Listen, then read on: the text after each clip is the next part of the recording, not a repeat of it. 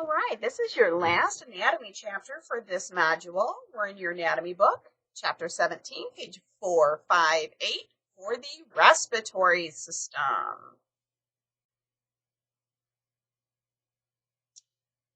I would like to look at the objectives before we start it.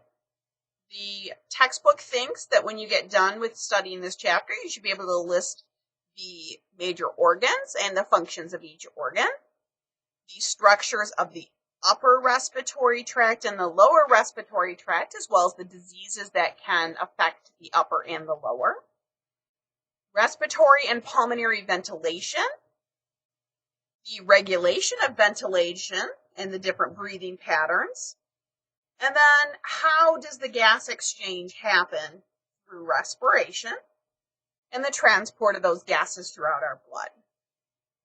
Okay, so when you get done, you should ask yourself, come back to this list of objectives and go, do I now know these things? That's kind of how you focus your studying. All right, let's get past all their terms and get into the meat of the chapter. Okay. Obviously, breathing is one of the critical functions of our body. You don't live very long once you are unable to breathe, whether you're choking or drowning. Breathing is pretty critical to life. And we don't think about it until you have a problem with it. So the respiratory system, of course, is we breathe in the oxygen, and that oxygen is then absorbed into the blood, and that blood will then take that oxygen out to our entire body. All of our cells and tissues in our body need that oxygen to survive. And then when we breathe out, we're breathing out the carbon dioxide, which is the waste product after the body has used the oxygen. So in, out, constantly. As we breathe in, our respiratory system is warming the air, filtering and humidifying the air. So that, let's say it's a winter day, super cold out, that air, when it hits our lungs, is not cold any longer, at least not as cold as it is when it first enters our nose. There's a lot of functions in our nose to warm it. We filter it as well with all those hairs in our nose. Also part of the respiratory system are the functions that allow us for speech, our vocal cords, and smell. Smell is also known as olfaction. If you've already done the senses chapter, for those who were here in Module 5, you know that your sense of smell are your olfactory senses, the olfactory receptors. Okay. Got a little note over here. I wrote to myself, the two functions of the respiratory system are air distribution and gas exchange. So let's get into the structure. And you can see we have this structure here of the upper versus the lower respiratory tract.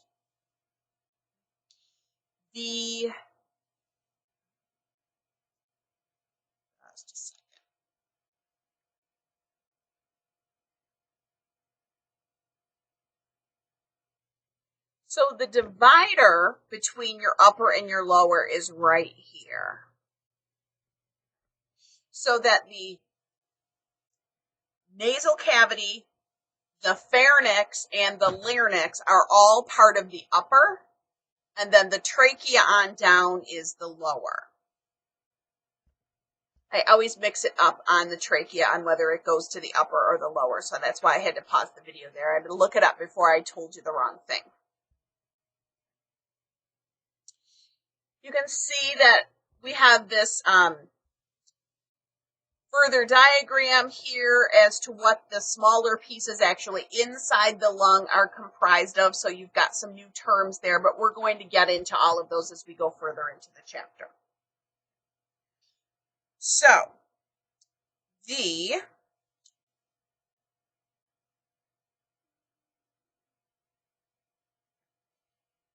The upper respiratory tract, now here's where it is in words, what I just told you in the description. The upper respiratory tract is the nose, pharynx, and larynx. Now, those of you who have, I guess just the seniors, because the pharynx is actually in next mod, so only the seniors have had it.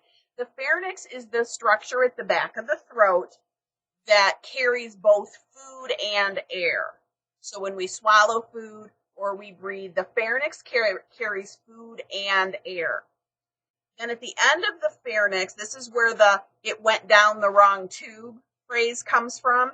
Air goes to the trachea, food goes to the esophagus. And so the pharynx carries both, and then it splits off accordingly. So as it talks about the respiratory infection, as a patient has a respiratory infection, you may have been diagnosed with an upper respiratory, lower respiratory. Now you know where those terms come from. Is it in the upper tract, all head, or is it in the lower where it's getting into the lungs, which can develop into more serious conditions like pneumonia?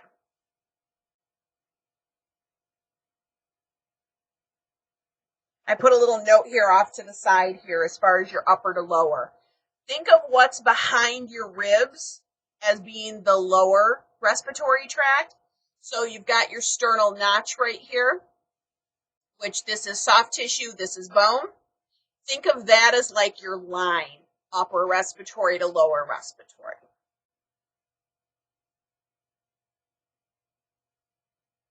Several different mucosa tissues talked about in this chapter, and when we do the chapter at a glance at the end as a review, I'll put it into very simple terms. But as we go through the chapter, let's talk about these different mucosa tissues. So we have a term called respiratory mucosa. This is the membrane that lines most of the air distribution tubes in the system. So we're talking inside the nose, inside the pharynx, the larynx, the trachea, the inside of the bronchial, all of that. So it's got basically a mucosal skin.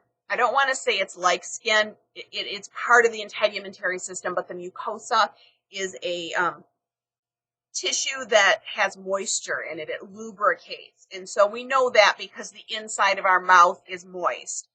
The inside of our throat is moist. So it's not dry like your skin is. And so the mucosa has a moisture or a lubricant built in. All right. So the function, of course, we talked about, I mentioned earlier, that it filters, it warms, and it humidifies. The book uses the word clean here instead of filter, but it's the same thing.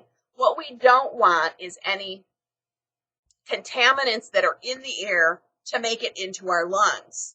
And so as we breathe in through our nose, all those little hairs are filtering any dust that may be in that air that we're breathing out so it doesn't go into our lungs.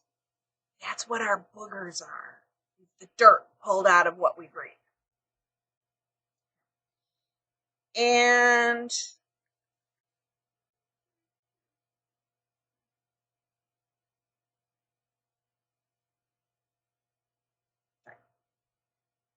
all right. So the nose has all of these.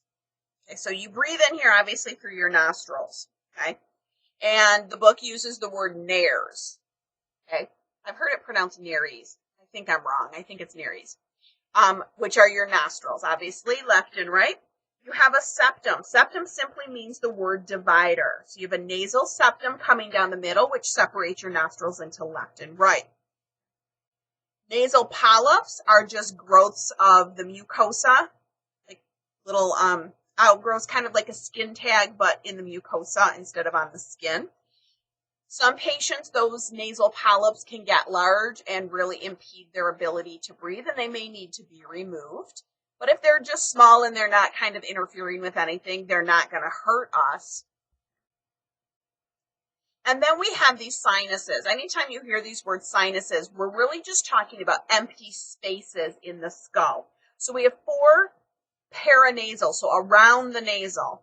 We have the maxillary sinus, just down here. We have the frontal sinus, which is up here.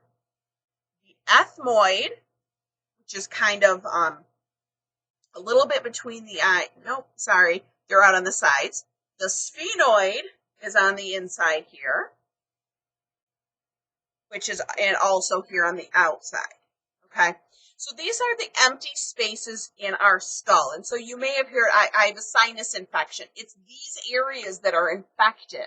So as the mucus kind of builds up in those spaces, and if it gets infected, it can cause that pressure in your face, which is the pain that goes along with the sinus infection.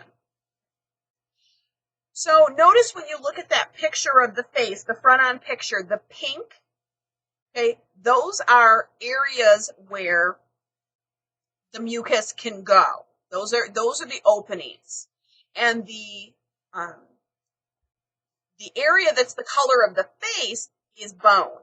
And so you can kind of see we've got these bone areas that kind of make it a kind of a maze in there. Okay, does that make sense? Okay.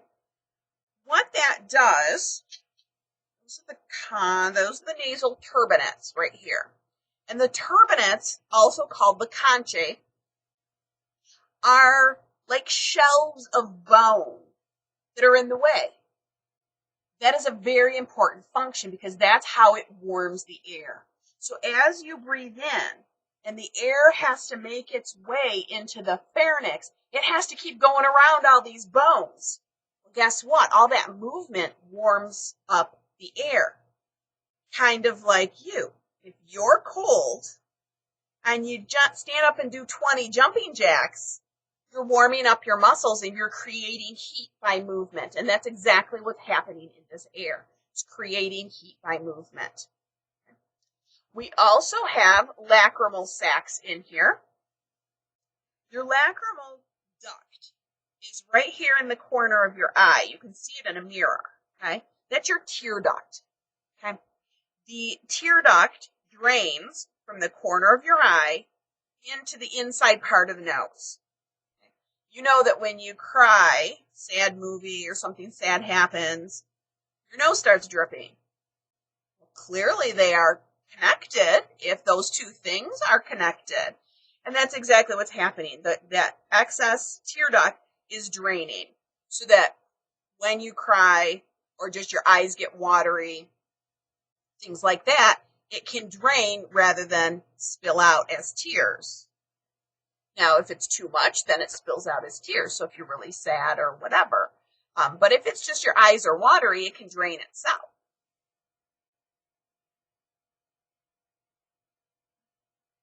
So the pharynx is called the throat. I already mentioned how the pharynx carries food and air. But the pharynx, the part that carries the food, of course, is only from the throat back. The pharynx actually goes higher than that, and that part, of course, only has air in it because food doesn't go up that high. You have three parts of the pharynx. We have the nasopharynx, which is the top because it's the closest to the nose. The oropharynx, oro med term means mouth, so that's the part at the back of the mouth. And then the laryngopharynx is the bottom part of the pharynx because it's the part that touches the larynx, and that's down further. That's the next structure we're going to get to. So, three parts: nasopharynx, oropharynx, laryngopharynx. Know them in order from top to bottom.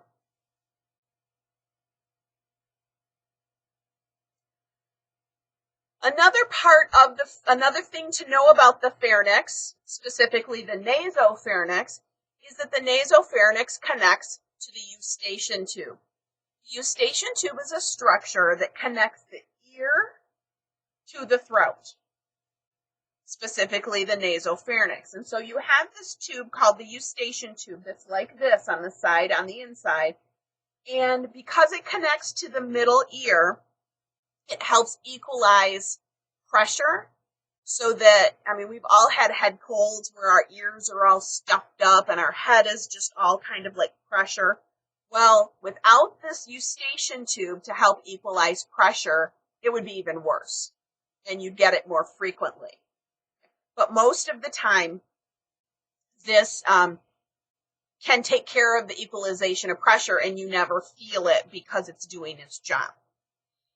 This eustachian tube, especially in a child, because their heads are smaller, their eustachian tube is much straighter because there's much less of an angle between ear and throat. This is a dark area. It's got moisture. And what grows in dark and moist areas? Bacteria. So you can get a throat infection and it can actually spread to an ear infection much more commonly in children because their eustachian tube is much straighter. As we grow and our heads get bigger, eustachian tube gets more of an angle, meaning that any bacteria can drain. So adults get much fewer ear infections because of the structure, but adults can certainly still get ear infections. That bacteria can still spread up to the ear. Also in this area are our tonsils. Okay. We have several kinds of tonsils. We have the lingual, we have the palatine, and the pharyngeal. The pharyngeal are what we call the adenoids. Okay. And they're all in the nasopharynx there.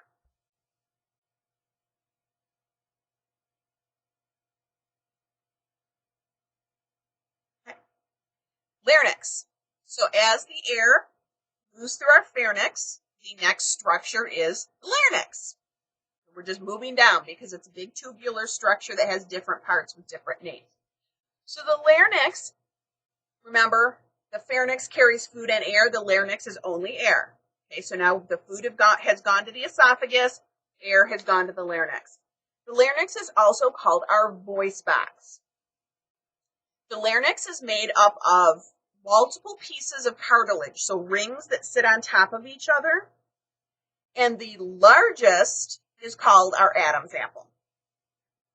So it kind of sticks out a little bit on your men. At the top of this larynx, remember it's a tubular structure, so at the top of this larynx are these bands of tissue that sit across it called the glottis. The space in between is called, see if I'm telling you wrong, because the picture, take it back. I was going to tell you backwards. The tissue was called the glottis, the epiglottis, and the space in between is called the glottis. The glottis is the vocal cords, okay? That space is the vocal cords. And so as that cartilage moves with vibration, that's what creates our speech. The epiglottis also acts like a trap door. And that epiglottis is what's supposed to slam shut so that food and water cannot get down into your lungs. And so when you say, my drink went down the wrong tube, that means that maybe just a speck of water got a little bit further than it was supposed to. And of course, we have that coughing fit that we've all experienced. No, I'm fine. It's just I got to get this back up.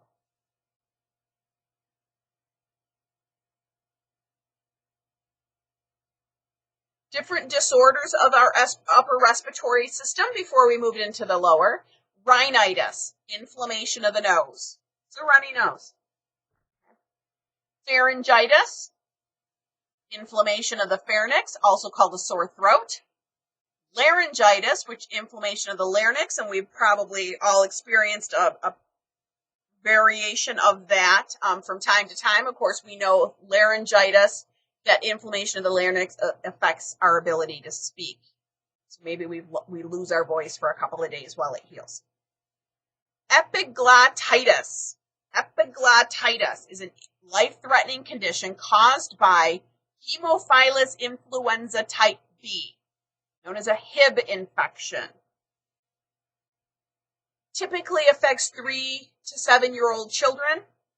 However, we're vaccinated against this now.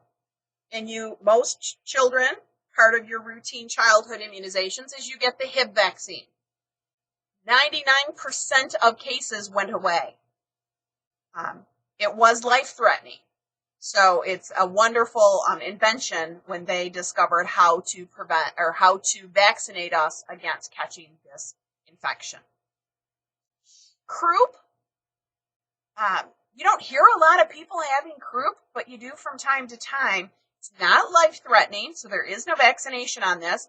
Usually children under 3. And the symptoms include a bark-like cough, almost like a seal barking.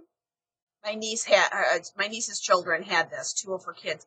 And they usually are like fine when they go to bed, and they wake up in the middle of the night with this horrid cough. Scares the kid, they're bawling, parents are freaking out, and it turns out to be croup.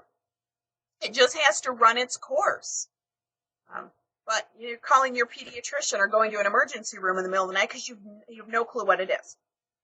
And then, of course, we have the upper respiratory infections, where we have the colds, things like that.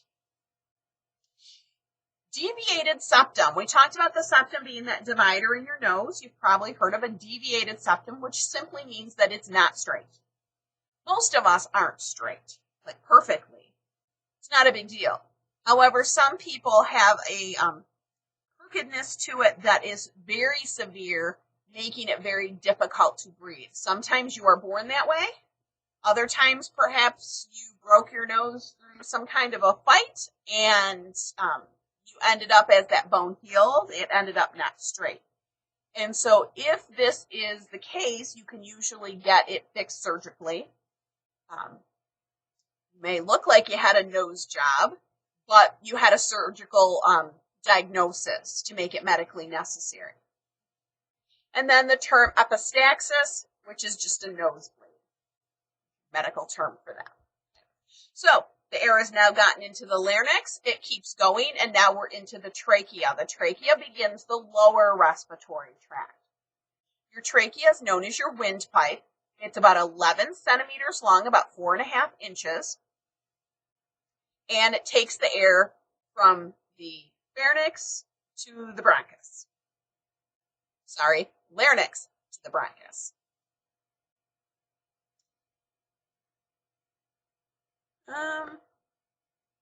You can feel your trachea right above your sternal notch. Okay. The cartilage that this is made up of, you have about 15 to 20 rings of cartilage that are C-shaped with the opening of the C on the inside.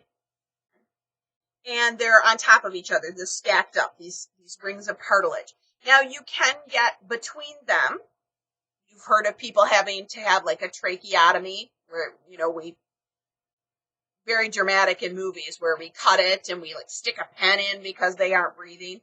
That's going in between those rings of cartilage. But those rings are going to keep it so that you can't, it's not going to collapse. Like we're not going to push on this and be able to close off our trachea. Very sturdy because obviously breathing is critical.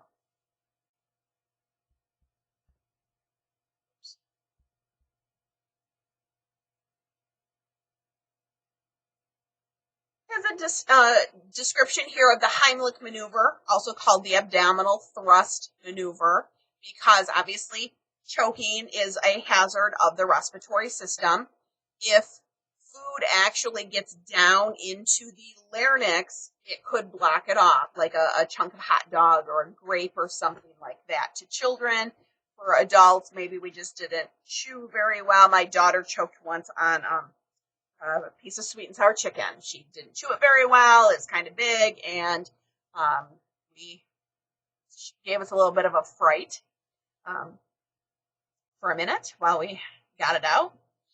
Okay, and so now we're to the bronchus. The bronchus, they always talk about it looking like an upside down tree. So let's talk about the tree. You've got the branch, you have the trunk of the tree, and then it goes up into all these branches and it's spread out. And think of it in the nice middle of Summertime, lots of leaves, so this is like all bushy with leaves, okay? That's now the bronchus. So look at the picture we have on the screen of the bronchus. It's the upside down. You've got the trunk, and you got all your pretty leaves in your tree. Let's talk about what's in the structure. The trachea makes up your trunk. So this part here is your trachea. But then it's going to start branching off into the bronchus and the bronchial tree. You have two lungs, and so at first your trachea is going to branch off into the two, one going into the left, one going into the right.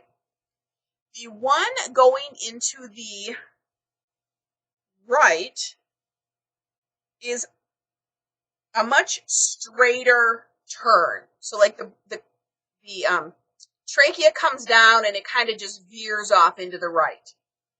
The one going into the left actually takes kind of a turn. Because of that, any person who tends to aspirate something into their lungs, it tends to go into the right side. Because it's much easier for an object to go into that right, because on the left side, let's say you breathed in a penny or a dime or something. It actually has to turn to go into the left. So that's much more rare. Typically, it's going to go in the right side. And then, after it goes into each side, it then continues to branch. And at the end of the branch are these clusters of alveoli. I think of it as looking like a cluster of grapes. What it looks like to me.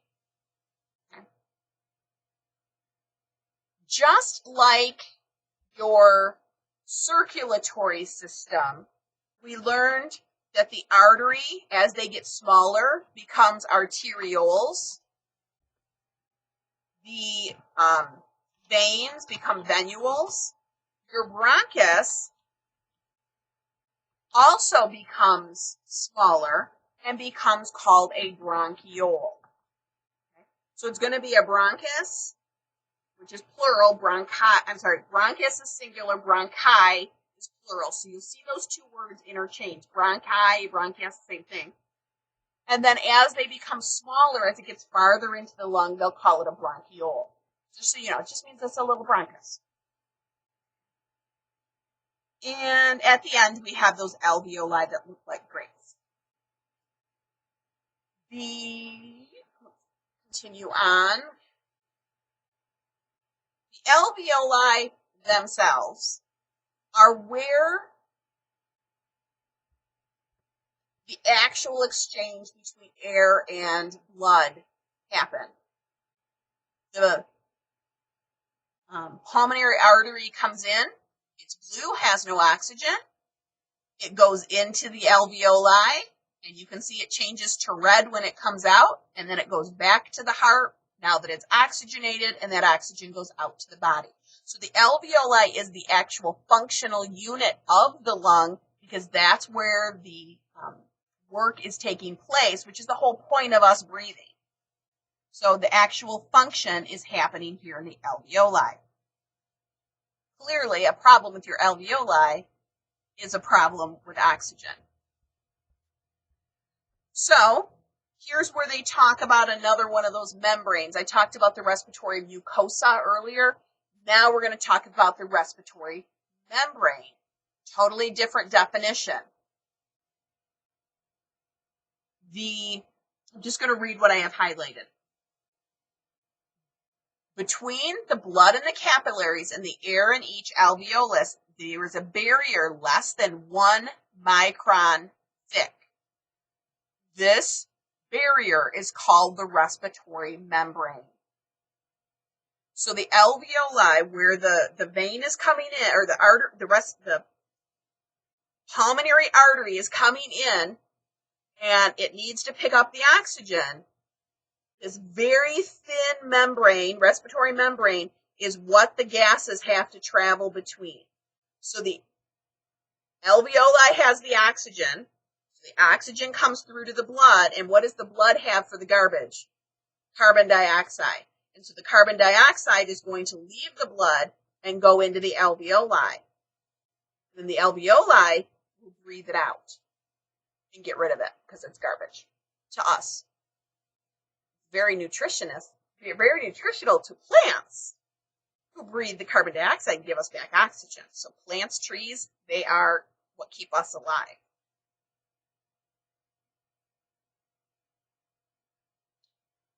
Next, we have millions of alveoli in our lungs. Millions.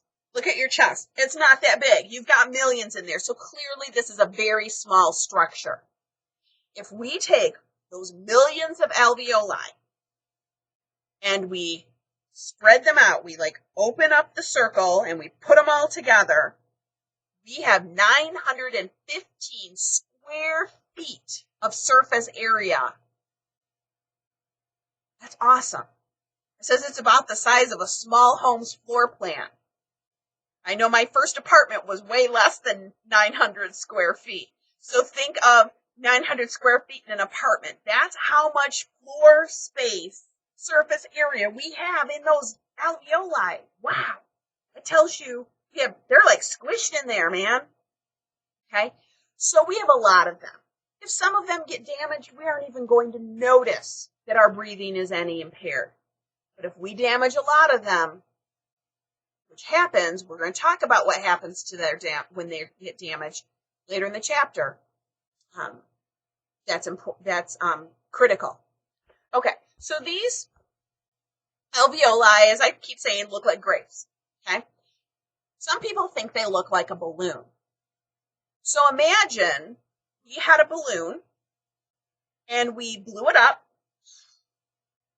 and then you suck the air back into your lungs, and the balloon would collapse again. And then you blow it up, and then you suck it back out.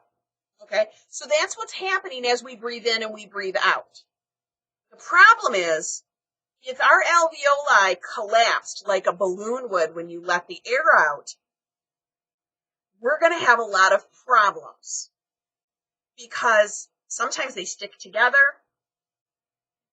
Sometimes they don't want to reinflate. So that's a problem. We don't want it to collapse like a balloon would when we let the air out. And so we have a substance inside our lungs called surfactant. And the surfactant keeps the alveoli from sticking to itself, like when the air leaves, and it keeps it circular shaped even when there's no air in it. So we breathe out. You breathe out and blow out every bit of air that you can breathe out. You got nothing. You still have stuff in your lungs, by the way. You can't ever get it to nothing.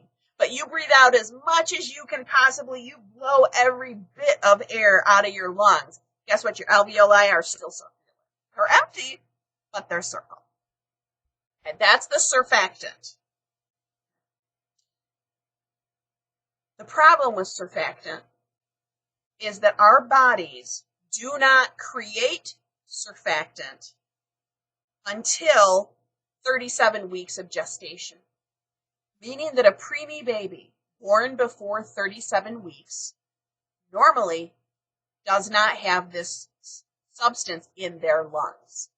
That is one of the biggest lung problems of preemie babies, and it's called infant respiratory distress syndrome. Now, all of those things that I talked about the surfactant keeping the alveoli circular even when it's empty, if you don't have the surfactant, that's not happening. You're like the balloon who's lost its air. It's going to flatten out, and this is a big problem with these preemie babies. So, we do have artificial surfactant that we can get into those lungs to those babies, and hopefully it does the job so that that baby can breathe and grow and survive being a preemie. And obviously we have done an okay job because many, many preemie babies survive. Way down to even like 20 some weeks, 25, 26 weeks. They have fairly good survival rates, even some younger than that. from time to time, I have someone in my classroom who has experienced having a preemie baby and can share some personal stories because it's a really rough thing, but it's very survivable down to a certain age. Okay. Adult respiratory distress syndrome is, again, a problem with the surfactant, but this is now in the adults. This can happen with inhalation of foreign fluids that aren't supposed to be there, which can then cause edema or swelling in the tissue and things like that. Okay.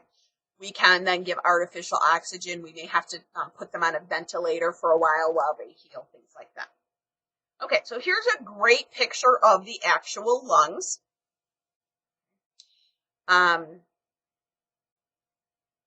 This is the right side. This is the left side. So remember, you're looking at the patient. Think of them as facing you, so they're mirror. That's why the right and the left are mirror to you. And remember I said how the trachea on the right is a little straighter, and the one on the left has a little bit more of a turn. It's not dramatic, but it is enough for when you aspirate something. Okay. Notice we have lobes, and the right lobe has 3, and the left lobe only has 2. How weird is that? Not really, because your liver's on that side and it kind of takes up the space, so you kind of don't. Okay. So when we do treatment to a lung, we can remove a lobe of a lung. So when you get into coding, a lobectomy means we took out a lobe. It didn't mean we took out the whole lung, which we can do that too. But if we do just a lobe, then they just took one part of it and left the rest of it remaining.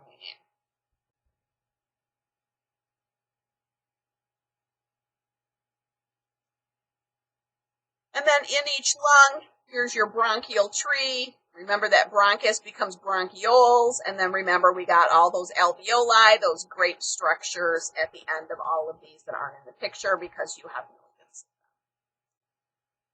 All right, another membrane that you need to know is called the pleura.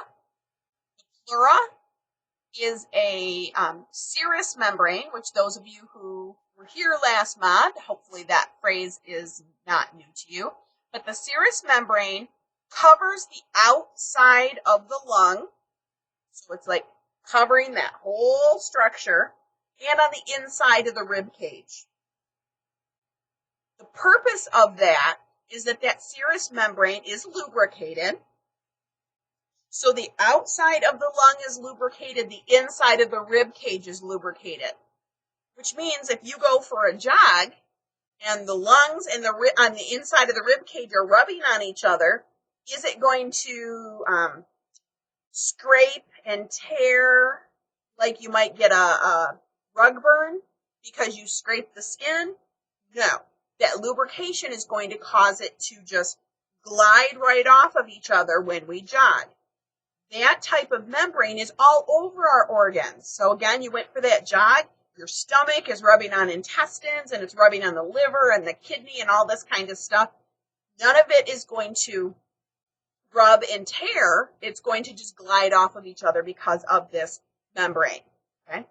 So that's your serous membrane, which is called the pleura in your chest cavity.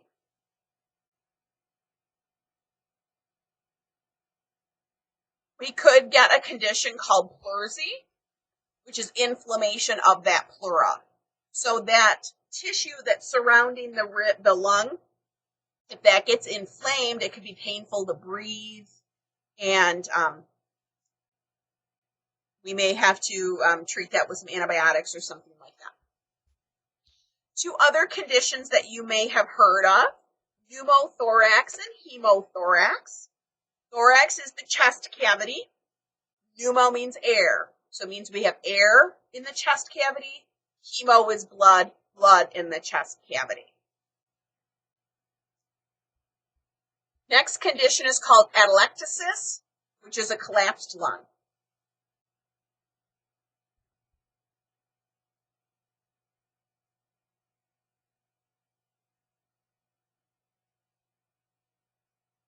So some other conditions here of the lower respiratory tract is bronchitis. Many of us have had bronchitis before. Inflammation of the bronchus. So that is like a cold, like a sore throat that has traveled downward, and it's now in our lungs. It's more serious than a sore throat because now it might be affecting our gas exchange in our lungs. Pneumonia is an inflammation of the lungs where things are plugged with a thick fluid known as an exudate. I always think of the word exudate as being like pussy kind of thing. So it's kind of not so good, making it difficult to breathe, plus you have that infection.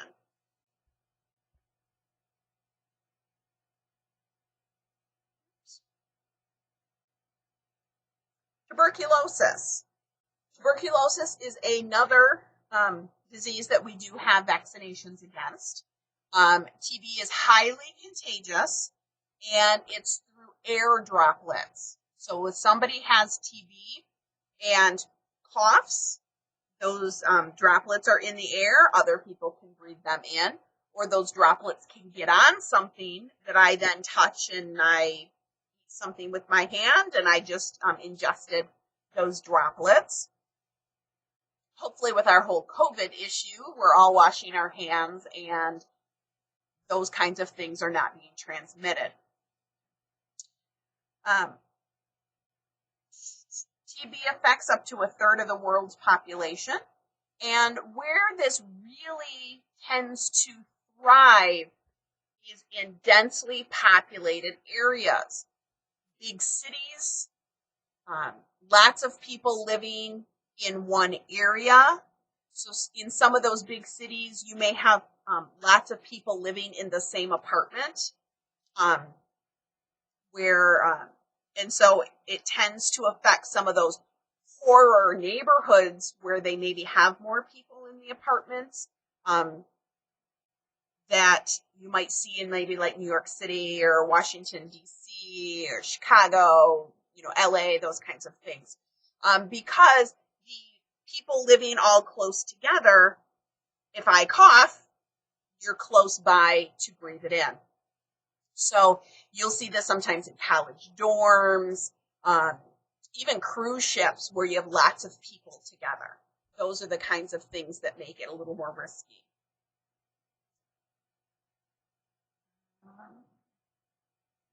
Obstructive pulmonary disorders.